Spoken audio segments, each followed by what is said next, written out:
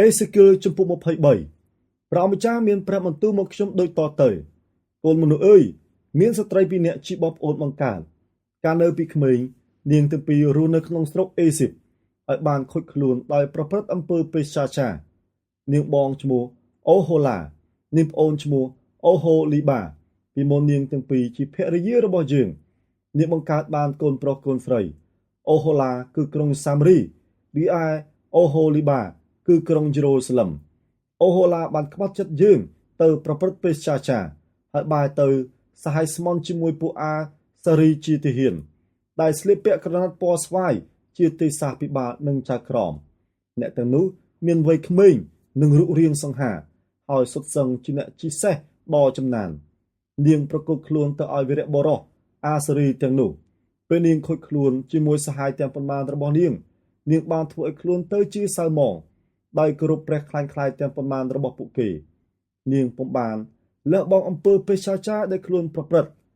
តាំងពីនៅស្រុកអេស៊ីបនោះឡើយ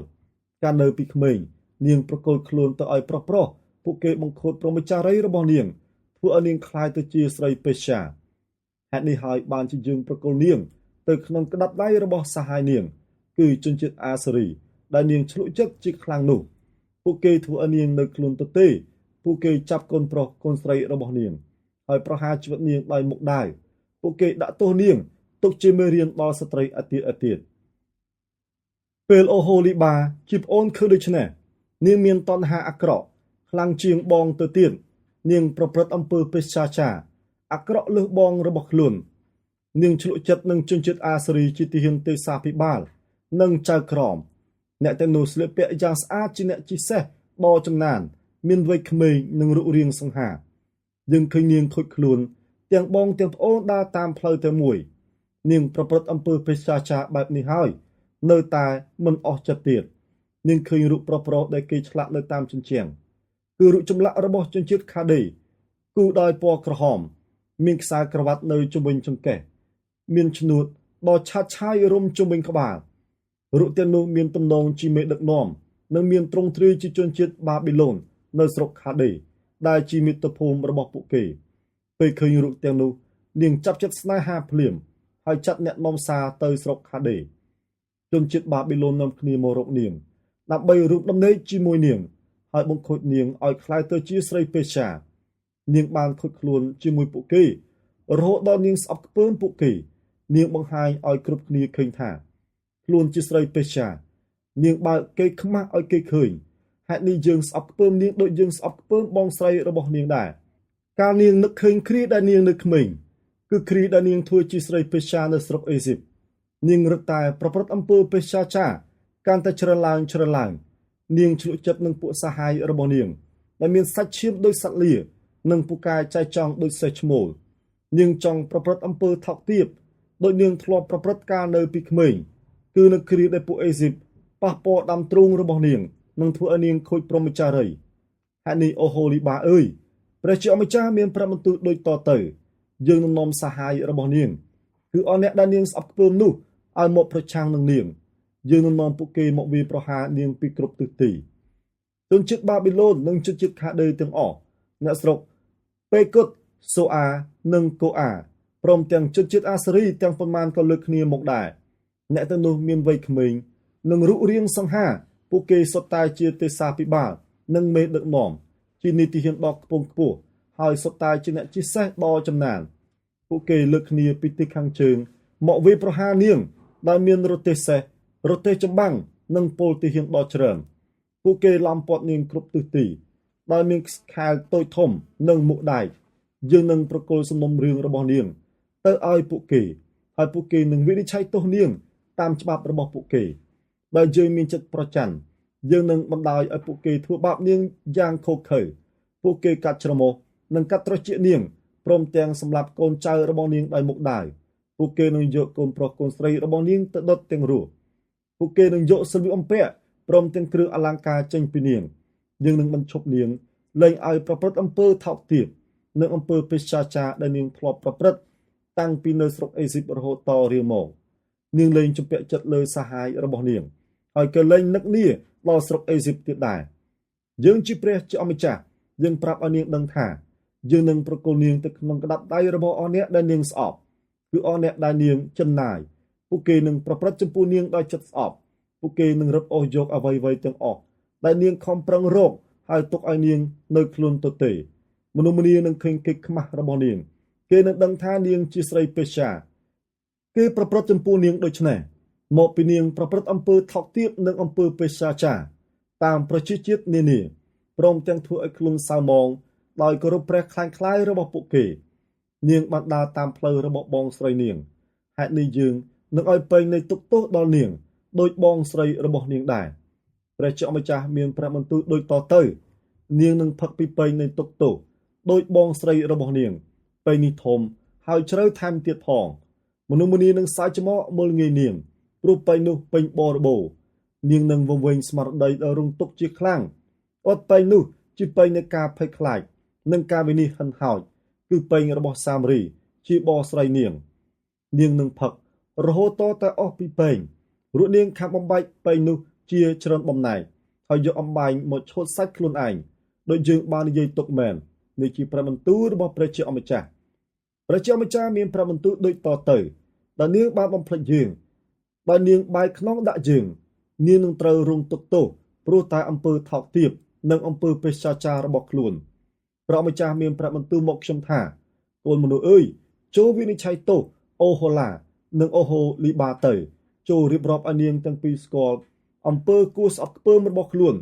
បិទនាងទាំងពីរបានប្រព្រឹត្តអំពើផិតក្បត់ហើយដៃប្រឡាក់ទៅដោយឈាមពួកនាងបានប្រព្រឹត្តអំពើផិតក្បត់ជាមួយព្រះខ្លាញ់ខ្លាយព្រមទាំងយកកូនដែលនាងបានបង្កើតឲ្យយើងទៅដុតសានព្រះទាំងនោះទៀតផងមិនតែប៉ុណ្ណោះសោតនៅថ្ងៃដដែលនោះពួកនាងប្រព្រឹត្តអាក្រក់ចំពោះយើងថែមទៀតគឺធ្វើឲ្យទីសក្ការៈរបស់យើងទៅជាសៅហ្មងនិងរំលោភលើថ្ងៃសម្បត្តិរបស់យើងក្នុងថ្ងៃតែមួយពួកនាងសម្រាប់កូនរបស់ខ្លួនសាងព្រះខ្លាញ់ខ្លាយរួចចូលទៅប្រមាថទីសក្ការៈរបស់យើង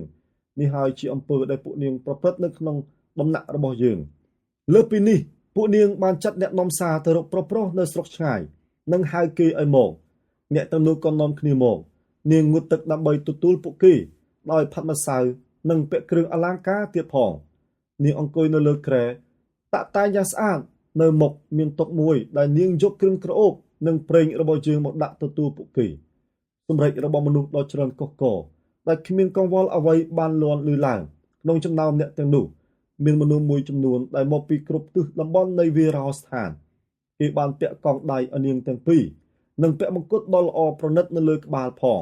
ពេលនោះយើងក៏អូទានឡើងថាមើលចុះសំបីស្រីដែលបាត់បង់សម្ផស្សដោយសារអំពើពេស្យាចារក៏នៅតែប្រព្រឹត្តអំពើប្រជាសិលធម៌ដែរពួកគេទៅរកនាងដោយទៅរកស្រីពេស្យាគឺពួកគេទៅរកនាងអូហូឡានិងនាងអូហូលីបាជាស្រីថោកទាបប៉ុន្តែមនុស្សសុចរិតនឹងវិនិច្ឆ័យទោសស្រីទាំងពីរនោះដោយគេវិនិច្ឆ័យទោសស្រីផិតក្បត់និងស្រីដែលសម្លាប់គេបិទនាងទាំងពីរជាស្រីផិតក្បត់ឲ្យដៃប្រឡាក់ដោយឈាមហេតុនេះព្រះជាម្ចាស់មានព្រះបន្ទូលថាចូលក៏ហៅមនុស្សម្នាឲ្យមកជួបជុំគ្នាប្រឆាំងនឹងនាងទាំងពីរយើងនឹងធ្វើឲ្យនាងភ័យតក់ស្លុតហើយឲ្យគេរឹបអូសយកទ្រព្យសម្បត្តិរបស់នាងចូលយកដុំថ្មគប់នាងទាំងពីរចូលសម្លាប់នាងទាំងពីរដោយមុខដាវចូលសម្លាប់កូនប្រុសកូនស្រីរបស់នាងព្រមទាំងដុតកំទេចផ្ទះរបស់នាងទៀតផងយើងនឹងបំបត្តិអំពើប្រជាសិលធម៌ឲ្យអស់ពីក្នុងស្រុកស្ត្រីទាំងអស់នឹងយករឿងនេះទុកជាមេរៀនហើយមិនប្រព្រឹត្តអំពើប្រជាសិលធម៌ដូចនាងទៀតឡើយនាងទាំងពីរនឹងទទួលទោសតាមអំពើប្រជាសិលធម៌និងអំពើបាបដែលនាងប្រព្រឹត្តដោយគោរពព្រះខ្លាញ់ខ្លាយពេលនោះនាងនឹងទទួលស្គាល់ថាយើងពិតជាព្រះម្ចាស់មែនអេសេគៀលជំពូក24ខ1ដល់ខ5នៅឆ្នាំទី9ខែទី10ថ្ងៃទី10ព្រះម្ចាស់មានព្រះបន្ទូលមកខ្ញុំដូចតទៅកូនមនុស្សអើយចូលកត់ត្រាថ្ងៃនេះទុក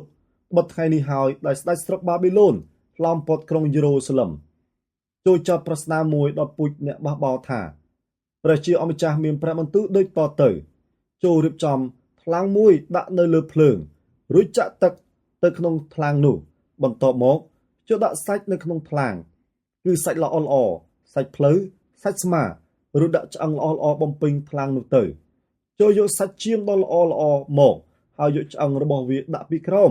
ចូលស្ងោរសាច់នៅក្នុងថ្លាងឲ្យផុយសូម្បីតែឆ្អឹងក៏ត្រូវឲ្យឆ្អិនល្អដែរ ទំនុកដំកើងចំពោះ128អ្នកណាគោរពកោតខ្លាចព្រះម្ចាស់ហើយដើរតាមមាគ៌ារបស់ព្រះអង្គអ្នកនោះមានសុភមង្គលហើយអ្នកនឹងទទួលផលពីកិច្ចការដែលអ្នកបានធ្វើអ្នកនឹងមានសុភមង្គលហើយចម្រុងចម្រើននៅក្នុងផ្ទះភរិយារបស់អ្នកប្រៀបដូចជាដើមទំពាក់មួយជូរដែលមានផ្លែជាច្រើនហើយនៅជុំវិញតុកូនប្រុសរបស់អ្នកក៏ប្រៀបបាននឹងដើមអូលីវតូចដែរអ្នកដែលគោរពកោតខ្លាចព្រះម្ចាស់នឹងទទួលប្រពរបែបនេះសូមព្រះម្ចាស់ប្រទានពរឲ្យអ្នកពីភ្នំស៊ីយ៉ូនហើយរៀងរាល់ថ្ងៃក្នុងជីវិតអ្នកនឹងឃើញសុភមង្គលរបស់ក្រុងយេរូសាឡិមអ្នកក៏នឹងឃើញចៅរបស់អ្នកដែរសូមឲ្យអ៊ីស្រាអែលបានប្រកបដោយសេចក្តីសុខសាន្តសុភាសិតចំពុក28ខ6ដល់ខ8មនុស្សក្រីក្រតែរស់នៅដោយទៀងត្រង់ប្រសើរជាងអ្នកមានដែលរស់នៅក្នុងផ្លូវវិវេអ្នកណាប្រតិបត្តិតាមក្រឹតវិន័យរបស់ព្រះជាម្ចាស់អ្នកនោះជាកូនចេះដឹងរីឯអ្នកដែលស៊ើបគប់នៅមនុស្សខិលខូចធ្វើឲ្យឪពុកបាក់មុខអ្នកណាប្រមូលទ្រព្យសម្បត្តិដោយចង់ការប្រាក់ហួសកម្រិតធនធានរបស់អ្នកនោះនឹងធ្លាក់ទៅក្នុងដៃរបស់មនុស្សដែលមានចិត្តមេត្តាចំពោះជនក្រីក្រយ៉ាកុបចំពុក3ខ13ដល់ខ18ក្នុងចំណោមបងប្អូនបើអ្នកណាមានប្រាជ្ញានិងចេះដឹងសូមសម្ដែងកិរិយាមាយាទរបស់ខ្លួនឲ្យអ្នកដទៃឃើញថាអំពើដែលខ្លួនប្រព្រឹត្តសុទ្ធតែផុសចេញមកពីចិត្តស្លូតបូតនិងពីប្រាជ្ញាទាំងស្រុងផ្ទុយទៅវិញប្រសិនបើបងប្អូនមានចិត្តចំណានឈ្នានីសនិងមានចិត្តប្រណាំងប្រជែងគ្នានោះសូមគុំអួតខ្លួនគុំខកទាស់នឹងសេចក្តីពិតឲ្យសោះប្រាជ្ញាបែបនេះមិនមែនជាប្រាជ្ញាមកពីព្រះជាម្ចាស់ទេគឺជាប្រាជ្ញារបស់លោកីប្រាជ្ញារបស់មនុស្សនិងប្រាជ្ញារបស់អរិយបើទីណាមានការចំណែនប្រណាំងប្រជែងគ្នាទីនោះតែងតែមានការខ្វះសណ្ដាប់ធ្នាប់និងមានរឿងអាស្រូវគ្រប់យ៉ាងរីឯប្រាជ្ញាមកពីព្រះជាម្ចាស់វិញដំបូងបង្អស់ជាប្រាជ្ញាបរិសុទ្ធបន្ទាប់មកជាប្រាជ្ញាផ្ដល់សន្តិភាពមានអព្យាស្រ័យទុកចិត្តគ្នាពោពេញទៅដោយចិត្តមេត្តាករុណានិងបង្កើតផលល្អគ្រប់យ៉ាងអត់មានលំអៀងអត់មានពុតបុត្រឲ្យអ្នកកសាងសន្តិភាព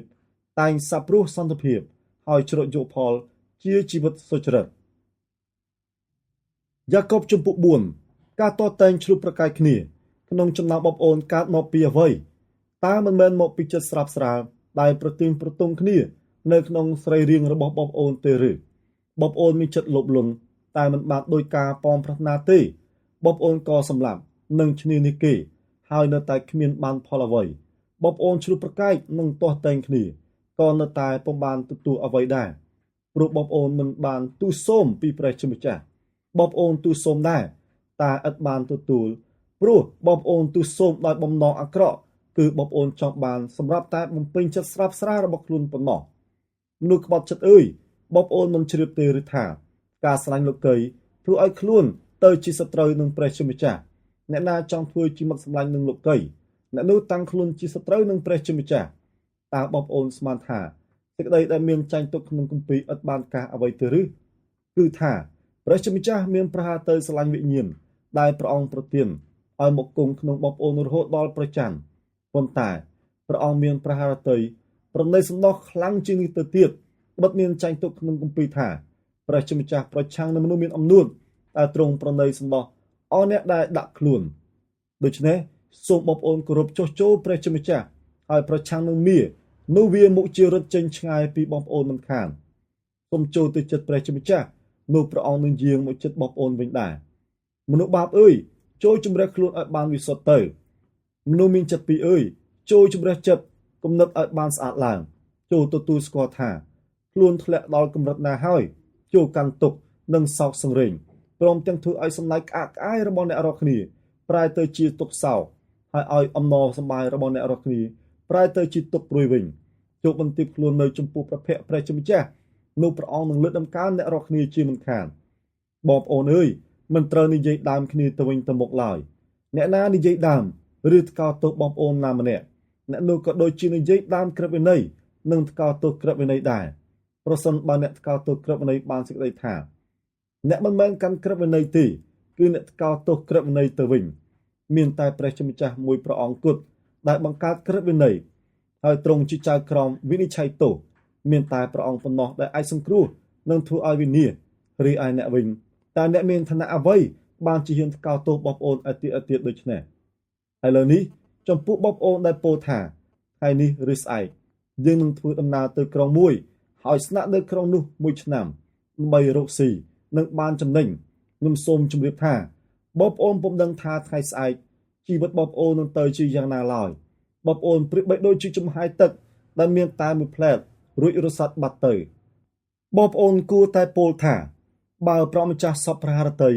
យើងនឹងមានជីវិតរស់ហើយយើងធ្វើការនេះឬធ្វើការនោះតែឥឡូវនេះបងប្អូនបែរជាក្អេងក្អាងអួតបំប៉ោងទៅវិញការអួតក្អេងក្អាងបែបនេះអាក្រក់ណាស់ប្រសិនបើអ្នកណាចេះធ្វើអំពើល្អតែមិនព្រមធ្វើអ្នកនោះប្រព្រឹត្តអំពើបាបហើយ